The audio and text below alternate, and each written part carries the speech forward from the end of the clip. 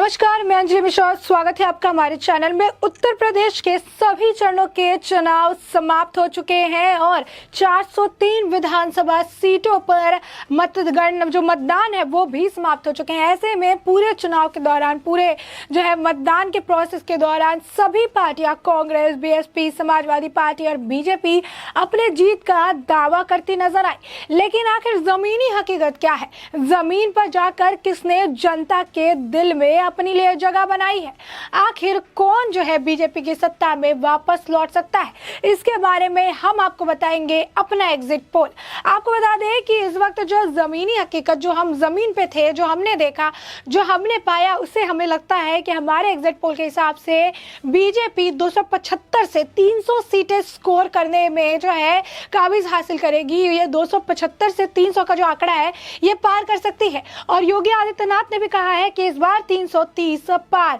अब ऐसे में आपको बता दें कि बीजेपी को लेकर कई सारे ऐसे मुद्दे हैं जिसके वजह से 275 से 300 का आंकड़ा जो हम पकड़ के चल रहे हैं वो आने के हाई चांसेस है। वहीं समाजवादी पार्टी की बात करें तो समाजवादी पार्टी जो है 80 से 85 जो सीटें हैं उसके बीच वो लेकर आ सकती है। समाजवादी पार्टी का जो ये आंकड़ा है आपको बता दें कि 75 से 85 के बीच का हो सकता है। 80, 81, 82 सीटें जो है ये आ सकती है। और ऐसे में ये जो सीटें कम हुई है या फिर इतनी सीटें आने के पीछे का जो कारण है वो भी हम आपको बताएंगे कि आखिर क्यों इस तरीके से ये गणना हमने बनाई है, किस तरीके से हमारा एग्जिट पोल बताता है कि इतने सीट्स इतने सीट्स पर बीजेपी को मिलेगी, इतनी सीट्स पर समाजवादी पार्टी को समेट दिया जाएगा। वहीं अगर कांग्रेस की बात करें तो कांग्रेस को महज 1 से 2 सीटें मिलने वाली है। वहीं बीएसपी की अगर बात करें तो बीएसपी को 15 से 17 सीटों के बीच मिलने वाला है और इसके अलावा जो बची हुई सीटें हैं वो अन्य पार्टियों में डिवाइड हो जाएगी। तो ऐसे में साफ तौर पर जो मुकाबला देखने के लिए मिलेगा वो भाजपा वर्सेस समाजवादी पार्टी का देखने के लिए मिलेगा और इसी में आगे और पीछे की एक रणनीति देखने के लिए मिलेगी, समीकरण देखने के लिए मिलेगा। ऐसे में आपको बता दें कि पूरे भाजपा के लिए जो बहुत सारे फैक्टर इस बार उनके लिए बेनिफिशियल रहे वो फैक्टर थे जो उनको आपको बता दें कि जो ये आंकड़ा है 300 का वो टच करने में मदद करेगी। पहला जो उनका था वो था फ्री राशन। ये फ्री राशन का स्कीम जो था, ये फ्री राशन देने का जो फैसला था ये बहुत बड़ा फैसला था और इस फैसले की हर स्तर पे सराहा जा रहा है, हर स्तर पर इसे लेकर तारीफ की जा रही है।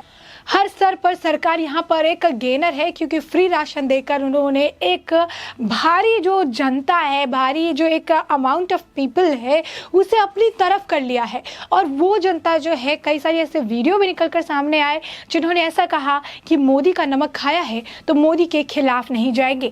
तो ऐसे में साफ तौर पर ये जो जनता है ये कभी एक तरफा वोट डाल रही है। वहीं बीएसपी भी इस बार खुल के चुनाव नहीं लड़ रही है। मायावती इस बार खुल के चुनाव लड़ती नजर नहीं आ रही। तो उनका जो ये वोट है, अगर ये वोट भी दोनों के बीच में बटेगा यानी बीजेपी और समाजवादी पार्टी के बीच में बटता है तो इसका फायदा भी बीजेपी को काफी ज्यादा होने वाला है।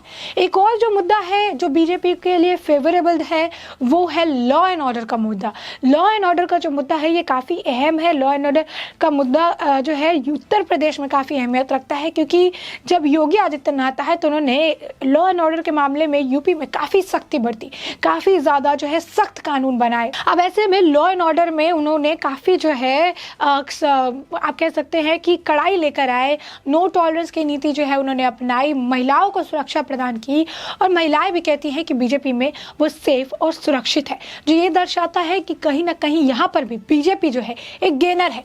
अब वहीं जहाँ पर आपको बता दें कि फ्री राशन एक मुद्दा रहा, जहाँ पर लॉ एंड ऑर्डर एक मुद्दा रहा हुआ, जहाँ पर आपको बता दें कि जिस तरीके से जो स्कीम्स चलाए गए वो एक मुद्दा रहा। तो एक और जो बड़ा मुद्दा है इस दौरान में लॉ एंड ऑर्डर के साथ लाभार्थियों का ग्रुप। ये जो लाभार्थी सेक्शन है जिन्हें सरकार द्वारा चलाई गई सभी योजनाओं का लाभ मिला है, ये सेक्शन काफ़ी बड़ा है, ये दायरा काफ़ी बड़ा है। तो ये जो लाभार्थी का जो ग्रुप है, ये लाभार्थी लोग जिन्हें हर योजना, पीएम आवास योजना कहिए या फिर किसान निधि योजना कहिए, इनसे जो उनके अकाउंट में पैसे आए हैं, सारी चीज़ें हुई है, ज़मीन पर जाके जो उनको चीज़ें मिली है, ये सेक्शन बहुत बड़ा है जहाँ पर इन्हें लगता है सरकार ने कुछ नहीं किया, वहाँ लगता है सरकार कुछ तो कर रही है। तो ये लाभार्थी का जो सेक्शन है, जो लोग जिन्हें बेनिफिट मिला है सरकार में, जो लोग जो आप कह सकते हैं वॉशरूम बना, जो बाथरूम की सुविधा हो गई महिलाओं के लिए, बहुत बड़ा एक स्कोप है। जिस तरीके से लॉ एंड ऑर्डर को सुचारू किया गया, ये एक बहुत बड़ा स्कोप बीजेपी के लिए बनाता है।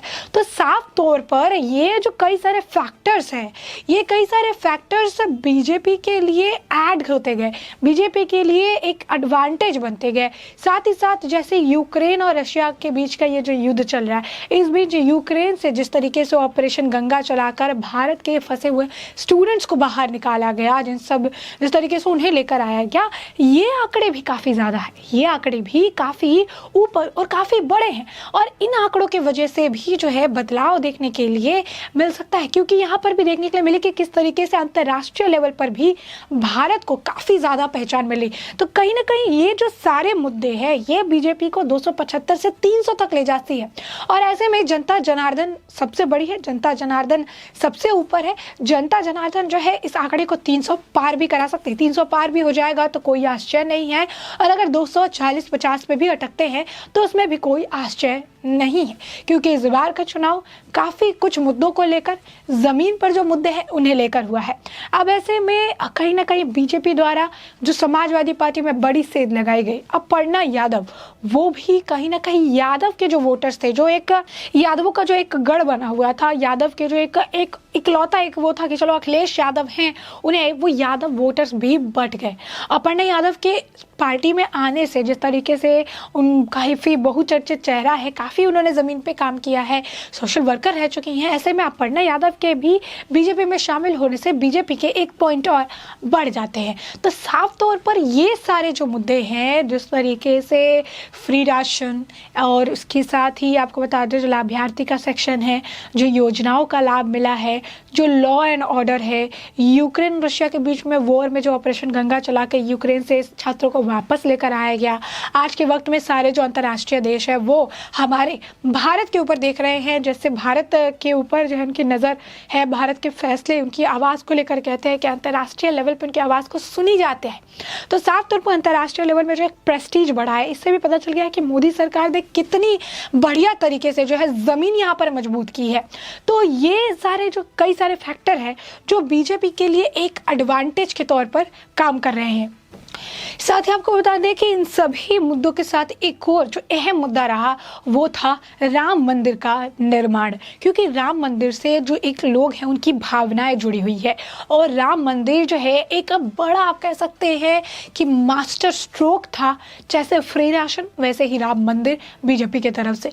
और ये राम मंदिर भी जो है जिससे लोगों की इमोशन जुड़े हैं, भावना जुड़े हैं, तो ये जो सेक्शन हो जाता है लोगों का जो राम मंदिर को लेकर काफ़ी भावनात्मक है, काफ़ी भावना उनसे जुड़ी हुई है, वो लोग भी जो है एक तरफा बीजेपी की तरफ वोट चली जाती है।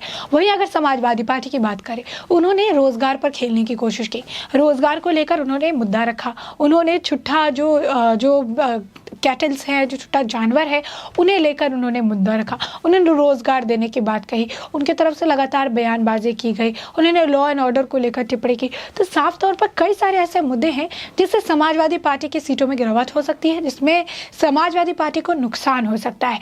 पहला जो सबसे एक अहम मुद्दा ये रहा कि समाजवादी पार्टी की तरफ से जो प्रत्याशी उतारे गए, प्रत्याशियों की लिस्ट है, उससे जनता में काफ़ी असंतोष था। जो लिस्ट है उसमें ज़्यादातर मुस्लिमों को पर जो है प्लेस दिया गया, जाट समुदाय के लोगों भी काफ़ी असंतुष्ट नजर आए, क्योंकि जाट बहुमूल्य एरिया में भी मुस्लिम वोटर्स को उतारा गया। तो यहाँ पर एक बड़ा नुकसान जो है समाजवादी पार्टी को हुआ।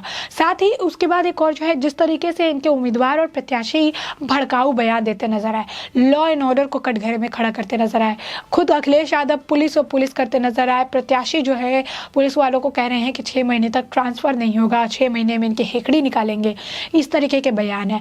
अखिलेश यादव की जो पत्नी है डिम्पल यादव, उन्होंने संत समुदाय के भगवा जो कपड़ा है उसका ही अपमान कर दिया कि जंग लगे हुए कपड़े जो होते हैं भगवा के होते हैं। जया बच्चन जो है योगी भोगी जैसे शब्दों का इस्तेमाल। तो ये जो इन्होंने स्टार प्रचारकों को लाया, ये जो इन्होंने कई सारे जो इनके प्रत्याशी खुद बयान देते हैं, जिनकी वीडियो सोशल मीडिया पर वायरल होती नजर आती है, और जिस तरीके की आपत्तिजनक बयान देते हैं, सुंदरकांड का अपमान करते हैं, लोगों की भावनाओं का अपमान करते हैं, लोगों की जो है एक तरह से सोच का अपमान करते हैं, इससे भी भी समाजवादी पार्टी को बहुत ही ज़्यादा नुकसान हो सकता है। इसके अलावा जिस तरीके से हर चरण के मतदान में एक ईवीएम रोना जो है समाजवादी पार्टी का कंटिन्यू देखने के लिए मिला। हर 2 मिनट 5 मिनट की उनका जो ट्वीट है वो उनकी बौखलाहट को दर्शाता था, वो उनके डर को दर्शाता था। कहीं ना कहीं जो 400 सीटें जीतने का दावा कर रहे हैं उनका ईवीएम रोना ये दर्शाता है कि किस तरीके से उनके अंदर बौखलाहट और डर जो है अंदर बैठ चुका है, जिसकी वजह से लगातार ईवीएम जो है उनका चालू है। साथ ही अखिलेश यादव ने क्या किया है कि वो यादव और मुस्लिम वोटर्स को ज़्यादा उन्होंने साधने की कोशिश की है, लेकिन सिर्फ यादव और सिर्फ मुस्लिम वोटर्स के बेसिस पर उसे नहीं साधा जा सकता है। एक ज़मीन मजबूत नहीं की जा सकती है क्योंकि काफ़ी बड़ी आबादी है, उत्तर प्रदेश इतना बड़ा एक राज्य है। और ऐसे में आपको बता दें कि ये कई सारे हैं जो रीजंस है जिसके वजह से अखिलेश यादव 75 से 85 के बीच में सिमटने वाले हैं। ये हमारा एग्जिट पोल कहता है, क्योंकि सबकी किस्मत ईवीएम में कैद है और ईवीएम जो है ये उम्मीदवारों के भाग्य का फैसला करेगी।